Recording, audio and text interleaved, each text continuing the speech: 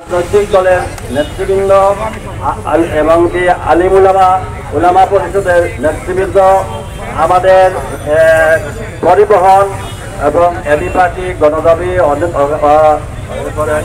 আইনজীবী, গণ অধিকার, বিএনপি, জামাত যা আছে, এসএসসি 94, এরপরে বিভিন্ন শিক্ষা আমাদের ইউনিভার্সিটির বিভিন্ন এক্স স্টুডেন্টরা এবং এক কথায় সমাজের সর্বস্তরের আইনজীবীবৃন্দ, সর্বস্তরের সকল মানুষের পক্ষে আমরা আজকে এখানে সমবেত হয়েছি। আমরা কারো বিরুদ্ধে নয়, আমরা অন্যায়ের বিরুদ্ধে। আমরা চাই সিলেট একটি সুন্দর নগরী, এখানে সুন্দর পরিবেশ বজায় থাকুক। আমরা দেখেছি সিলেটের পুলিশ কমিশনার এবং সিলেটের জেলা প্রশাসক যে আমাদের দীর্ঘদিনের যে দাবি, সেই দাবি নিয়ে তারা তাদের কাজ যে ওয়ান থেকে তারা কার্যক্রম শুরু করেছেন। তাদের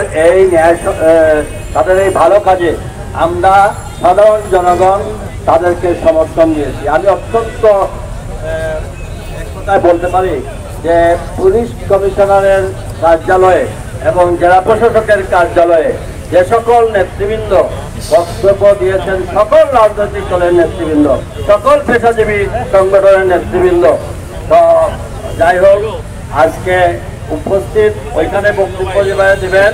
নগরবাসী চায় রাজপথ নগরের বাসীর সঙ্গে থাকবেন ইনশাআল্লাহ।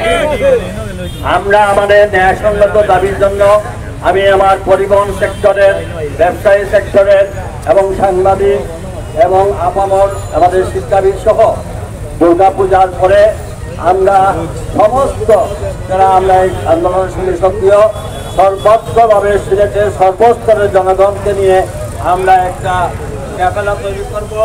সেটার নেতৃত্বে আমরা সবাই সম্মিলিতভাবে আমরা এই নগরকে আমরা যখন মাঠে নেমেছি, এই সিলেট সুন্দর করে ছাড়বো ইনশাআল্লাহ, সুন্দর পরিবেশ বজায় রাখবো ইনশাআল্লাহ।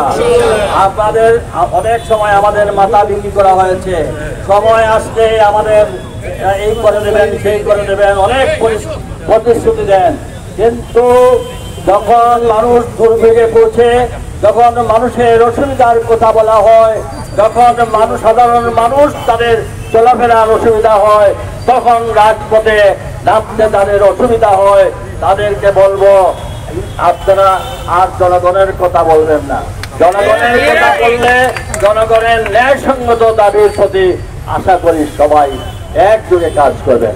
আসুন আমরা সবাই আজকে শুধু আমাদের প্রতীকী সভা, প্রতীকী মিছিল, আমরা সনাতন ধর্মের একটা বড় উৎসব আগামীকাল, এর জন্য আমাদের সবার এখানে সমাপ্তি ঘোষণা করছি। এই সনাতন ধর্মের যাতে শারদীয় দুর্গাপূজা সুন্দরভাবে সম্পন্ন হয়, এদিকেও আমরা সকলে নজর রাখবো। এই প্রত্যাশা বজায় রেখে যারা উপস্থিত হয়ে আমার মিডিয়ার বাইরা থেকে শুরু করে ব্যবসায়ী, পরিবহন শ্রমিক যারা কষ্ট করে আজকের এই আন্দোলনকে সফল করেছেন, তাদেরকে আমি সকলের পক্ষ থেকে ধন্যবাদ, কৃতজ্ঞতা নিয়ে আজকের সবার এখানে সমাপ্তি ঘোষণা করছি।